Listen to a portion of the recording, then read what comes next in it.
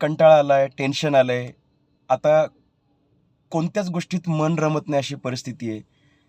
एकदम बोर झालं आहे आणि या सगळ्या प्रक्रियेतून आपलं नुकसान होतं हे पण कळतंय. अशा परिस्थितीत यातून बाहेर पडायचं असेल तर काय? अनेक गोष्टी आहेत त्यापैकी एखादी गोष्ट आपण पाहूयात. किमान ही एक गोष्ट करता आली तर बघू.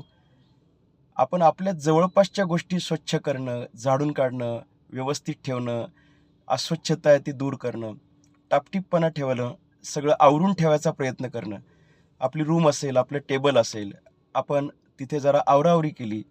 अ, खाली पडलेल्या वस्तू वर उचलून ठेवल्या, स्वच्छ करून ठेवल्या आणि नीटनेटकेपणा लावून ठेवला. एक 5-10 मिनिटाचा वेळ जर असा दिला, मला असं वाटतं की मनामध्ये सुद्धा ती स्वच्छता चालू होते, उत्साह निर्माण होतो.